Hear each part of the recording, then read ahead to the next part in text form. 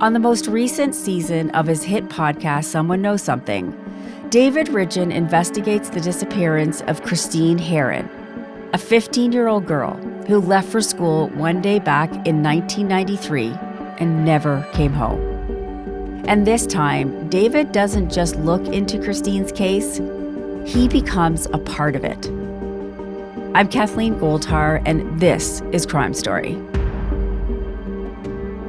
David, welcome to the show. Oh, thanks for having me. It's nice to have you. I can't believe it's our first time. Nice to see you.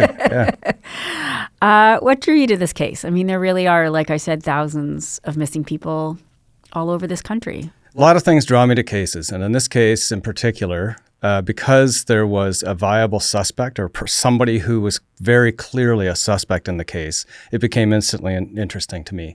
It was an Ontario case. It was close to Toronto, Hanover, Ontario, and it was something that I knew I could tackle. So the next thing I had to do was try to find the parents and see if they would talk to me, and went from there. But it was basically because of the suspect who had made themselves apparent in the case, not through police investigation, but because they came forward and confessed. And we'll get to that. But there is like a moment early on in your podcast where you talk about attending a memorial service for Christine. And you talk about sort of your connection to her picture even. So tell me about her and tell me about how you sort of felt there was something about that face that drew you in. Christine was kind of a rebellious person. And I knew that from talking to her mother. And just when I was at the memorial service, you could tell that the way that she was spoken about and the music that was played and everybody around the sort of presentation of who she was. Yeah. And that was interesting to me. She definitely, I remember coming out with the associate producer who was working with me at the time and saying, I wish I had met her. I wish I'd been able to meet her. She sounds like somebody that I would have been able to get along with, or has some similarities to the way I felt that I was when I was that age. And I think that helped to draw me to the case. Yeah. Okay. So what happened in May 1993? What happened to Christine? May 18th, 1993, Chrissy, I'll call her Chrissy because that's what her parents called her mother called her. She had an argument with Marianne, her mother, in the small town of Hanover, Ontario, which used to be this furniture production place, but at the time was kind of run down and had kind of seen better days as a town. So 1993, she didn't want to go to school. She wasn't feeling very well. And Marianne was wanting her to go to school. And they had an argument, and basically Christine left and said, I'm going to school. The door slammed. Marianne looked out the door, saw her walking down the street, turned the corner, and that was the last time she ever saw her. So after that, nobody knew what happened to Christine. And that was 1993, and it wasn't until 2004 that really anything new happened in the case. There were police investigations. The Hanover police was a local department at the time when she disappeared and couldn't come up with anything. Then the OPP took over the case from Hanover and re-interviewed a lot of people, all the particulars, and tried their best to sort of crack it. They didn't come up with anything either. Nobody really knew what happened to Christine. Until somebody said something. Until somebody said something. Yeah, in 2004, August 2004, a fellow comes forward at a party. He's been at a party all night long with his family and gets into some kind of a dispute with somebody or with himself. Something happened in him, triggering him. And he decided to come forward and tell everybody at the party that would listen that he killed Christine Harron. Anthony Edward Ringo is the fellow's name. He called the police. He called 911 from the party, then hung up. But the police came anyway, and he confessed to police too when they came to pick him up. And he held out his hands as if to have his hands cuffed and said, I did it. I killed her. I can show you where I buried her. Yeah. And you'd think, okay, so open and shut. Open and shut. Yeah. Right? Anthony's taken to the station. Anthony, give us your full name. Anthony Edward Ringo. Okay, listen to me very carefully. What we would like to do, if you know where Chrissy is, we would like to get Chrissy away from there, and I think she deserves that, and only you can help us with that. And he at some point takes them to a place where he says he put Christine, and he tells them details of what happened, and there's a court case, and the case falls apart. Police weren't conducting the investigation properly. The judge threw out a lot of evidence that they had gathered, and the case went nowhere. So why was the case thrown out? Can you specifically help us understand why the case got thrown out? The case was thrown out because police did not caution Anthony properly when they first took him to the police station. The first confession to the first officer, Officer Lipsky, was accepted, but it was felt that since there were so many delays that without his lawyer, they didn't caution him properly. The judge felt that it would fall apart in court, so he disallowed it, and the prosecution felt that they couldn't proceed because if it falls apart, they can never come back again, right?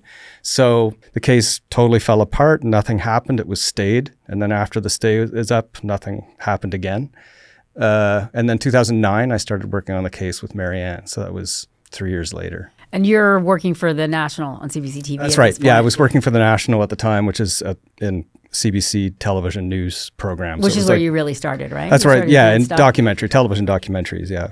And early on, you were drawn to these kind of cases.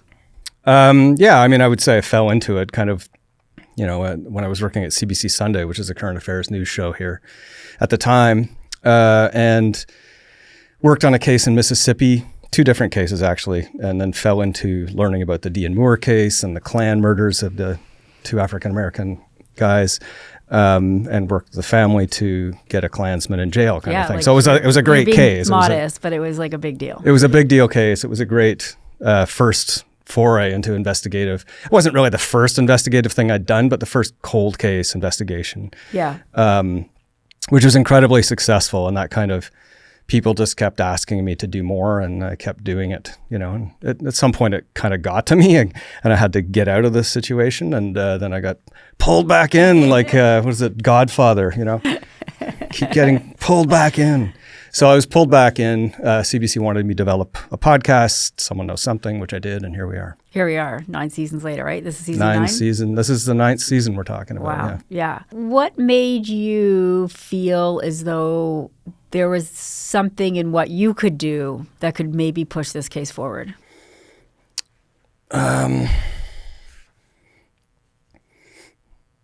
I don't know. I mean, I think that when we see cases that have viable suspects and that have somebody that's available to be confronted, I mean, I'm pretty good at doing that. Yeah. You are really good at approaching people. And so often that's kind of what I look forward to when I'm listening to your podcast. As part of it is like just having you wait in your car and waiting for the guy to show up and then you making that approach. Yeah. Talk about approaching him. Well, when I approach anybody, I do a lot of scoping out. So I want to know that the person lives there. I want to know that they're going to be there when I get there. I want to know that the person at the other end of the phone is the person I'm looking for.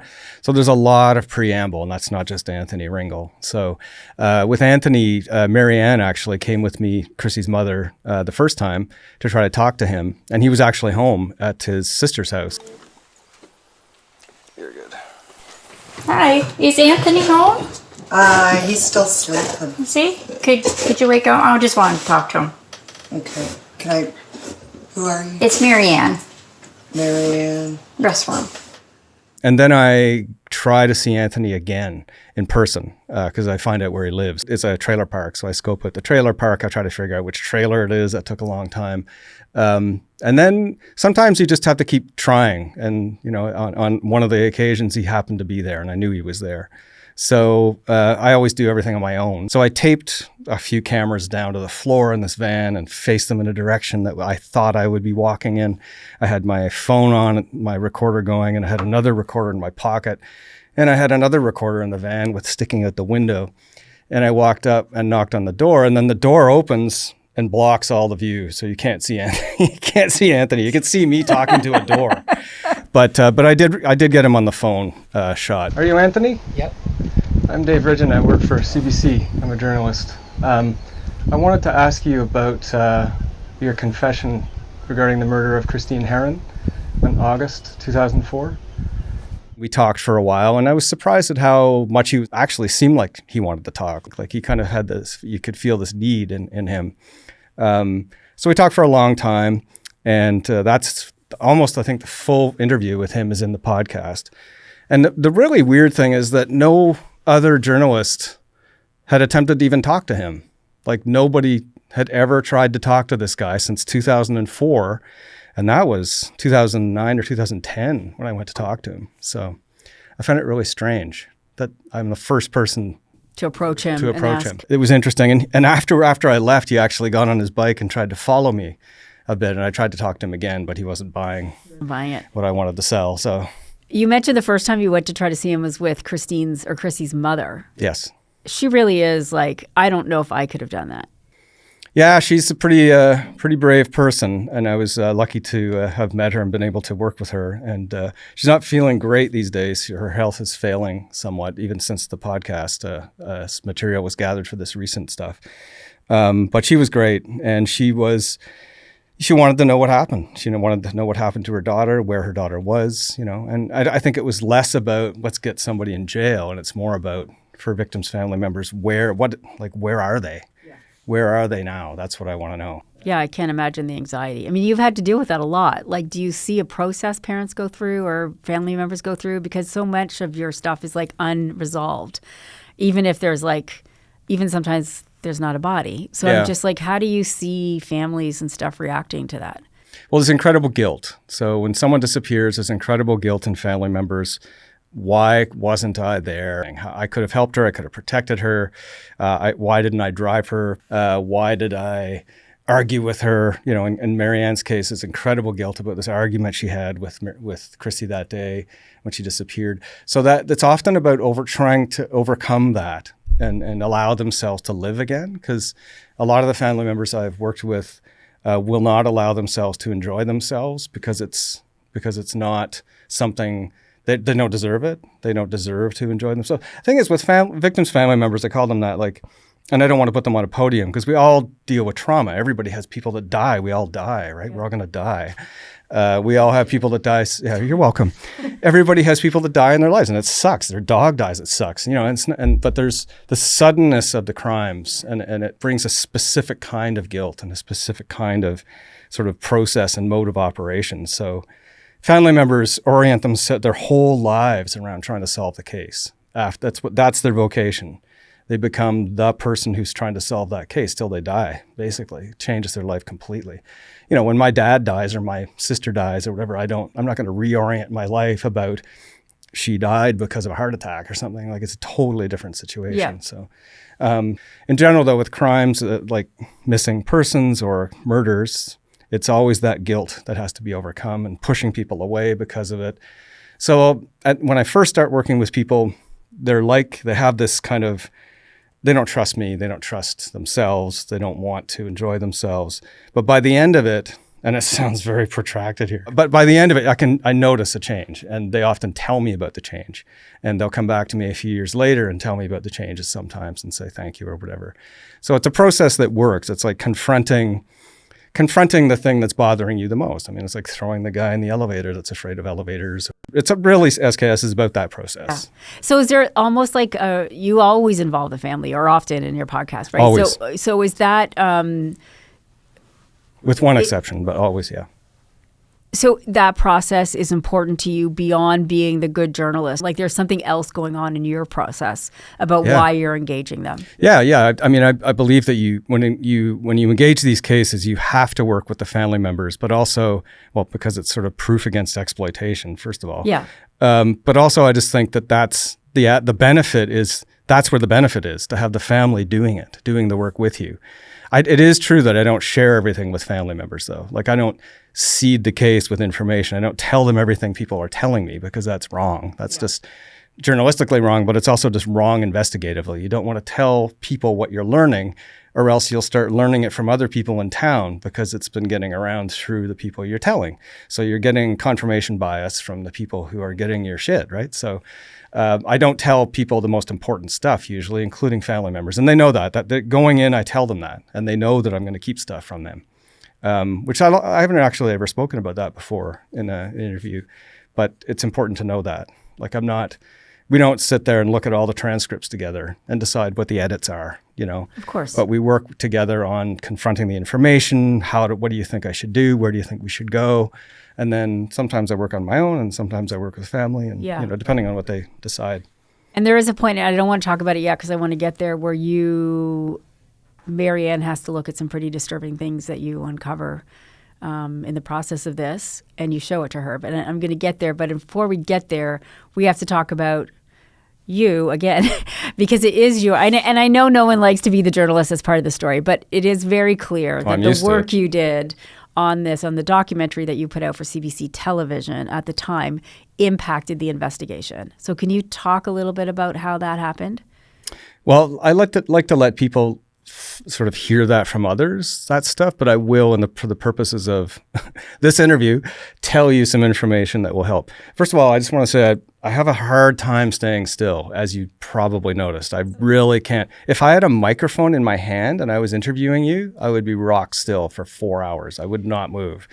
Because I am David Ridgen without the mic in my hand and I don't have that protection, I am a freak on wheels when it comes to sitting still. Well, as long as we're picking up your sound, I don't care. Yeah. But anyway, the question is, how did the work help the investigation? Yeah, like you had a documentary that came out on CBC television and it elicited a lot of information. So talk about that. The documentary that I produced for CBC television was under 20 minutes. And in that documentary was a pack of information that had never been heard before about what happened in the police investigation.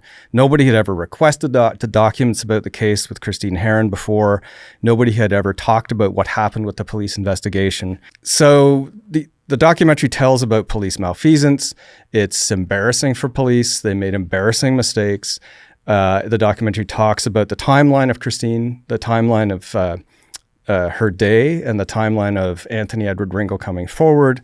It talks about information that he gave police at the time. Basically, it tells everything we know about the case up to the point of the case being stayed and Anthony going free. You know, what happens after that. So the case is shown in the film. The film comes out, and within a couple of months, the police begin an undercover operation after the broadcast at the trailer park, at the same trailer park where I saw Anthony. And that investigation continues till 2013, February 2013, I think.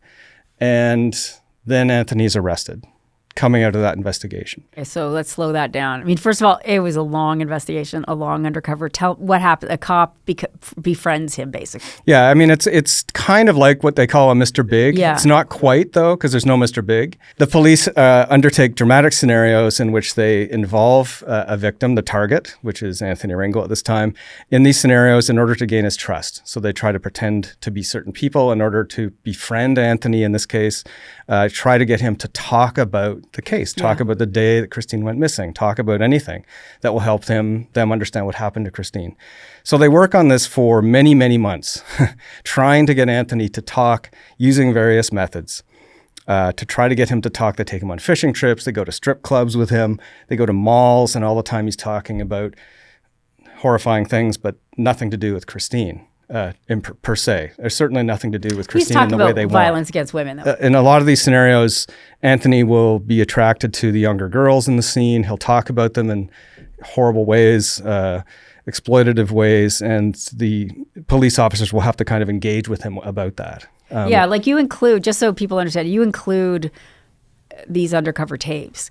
And I reacted pretty strongly when I heard him in that. I think he's in a truck, right? Talking about it. There's a couple of scenarios. One is in a truck, and there's some where he's just getting in after being in the mall. Yeah, it's gross. I mean, it's really, really disturbing. And I have a daughter, and I was like, that is horrendous.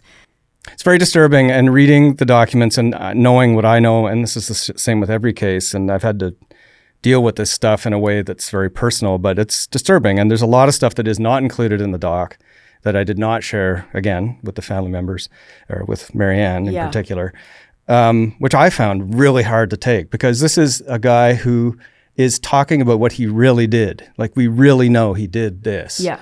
And when you get to those situations, when you get somebody basically confessing what they did in the details that he did, it's very tough. It's hard to it's not just like a movie. It's not like you're in a movie. It's like there's something that actually at your core kills you when you read this shit. I found that, of course, the details hard, but the way he justifies his actions almost harder, because there is an actual justification within this person that he had a right to be that way, that there was something that they did that encouraged it. Like that justification was the worst thing for me. Yeah, I mean, there's some despicable sort of justifications or rationalizations he uses that you'll hear in the podcast, which I will not go through right now because they're too disturbing to even go through.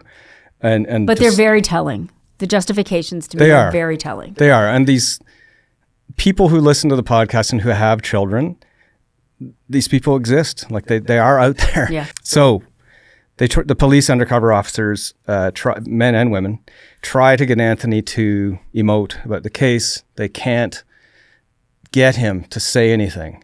And this is, I don't know, many months later. Someone comes up with the idea to show Anthony the documentary that went to air. And as soon as they show it to him, it goes for 4 hours. They rewind it, they go forward, they play it back. But as soon as they start showing it to him, he starts confessing about killing Christine Harron. So the police use the documentary as a tool to get Anthony to start talking. It's the right moment, the right time. They've gained his trust. They can't get him to talk, but it's the work that gets him to talk. It's the documentary. How did that feel? Well, it felt good, but I mean, I'm not surprised I don't know how that sounds, but I'm not surprised it got him to talk. Why? Tell me why. He's probably watched it many, many times, right? He probably knows it. And it's this, he wants to talk. He wants to fill the space that they want him to fill, but they just need to trigger him properly. And I thought that was the way to do it. It doesn't, because it has the details. Right. And he's able to either say, oh, that's right or wrong, right? As soon as you're confronted with those details, it's going to pull it out of him. Yeah. So anyway, it did. It pulled it out of him. And after that, shortly after that evening, I think it was like 2 days after that, they arrested him. Yeah. Yeah. And so they arrested him 2013, trial in 2016. They try to throw out the information. The defense tries to throw out the documentary, my CBC documentary. The judge disallows it and says it's clear that the documentary is what led him to confess. Yeah. And he's convicted and he's in jail. Was he any help in finding Christine? Has anybody found her? Well, he told them where Anthony told the police where she was or where he put her, but this is how many years later? It's 1993, and this is 2016, and or 2013 would have been the timing when he finally was able to tell them. But it's always been oblique angles. Like he's never really sat down, I don't think, and taken them back there. I think it's only been in the confession that he tells them, and they try to get it. They try to get it from him again, but we're pretty sure where she was left, in a floodplain. So part of the ending of the series is going back there and trying to find her. Yeah. Yep. Yeah. And we're going to go back again. And the thing that I mentioned earlier that I wanted to bring up now is that you share the undercover tape with parts of it with Chrissy's mother. Yes, under consultation with many people, I decided that was a good idea. I don't know. Maybe I'll hear from fans and listeners that it wasn't. But I decided to ask Christine's mother, Marianne, if she would like to see this stuff because she's never had the answer. She's never heard what happened. She's never been privy to it, never been given it by the police. And I wanted to make sure she had that offer on the table, was available for her to look at that or listen to it. So I made a sort of a file, I guess, of cuts based on what I chose for her to see, which that's the pooch, right? Because I chose what she gets to see. Once again, I've edited what she gets to see, but it's just, once you hear those moments, you can't unhear them or unsee them. And do I want a redo of the trauma that she's already experienced? So I'll take the hit on that. And she knew that I'd done that. It wasn't like this is everything. This is everything.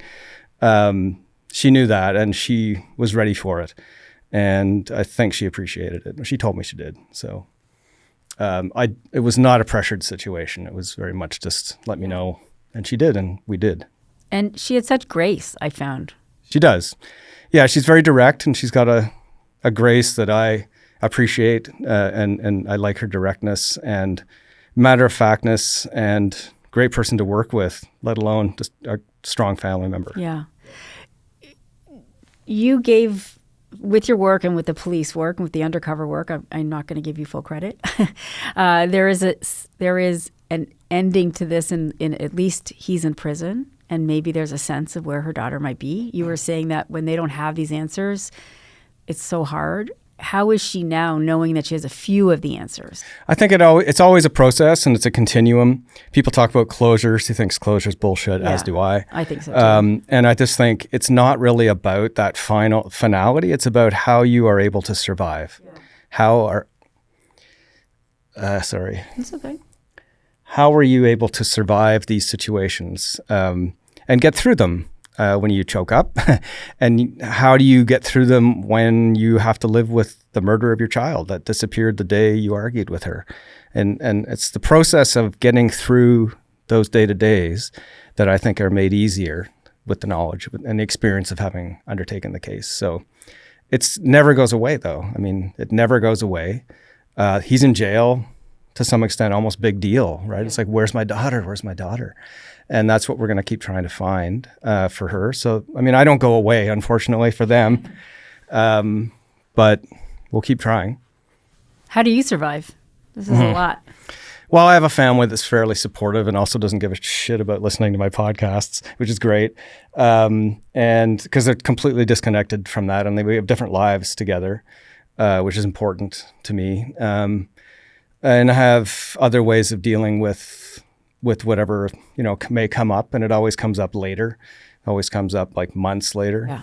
And it's not ever at the time. It's like, what are they talking about? This is really easy. Get through this shit.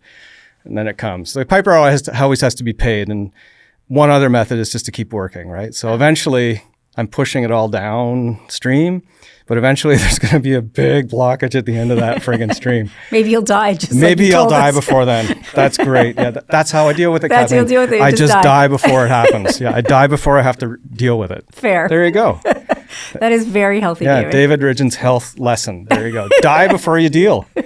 Die before deal. Yeah. That's your next podcast title. Yeah. Okay. Thanks, David. I appreciate it so much. I enjoyed it. Thanks very much. Okay.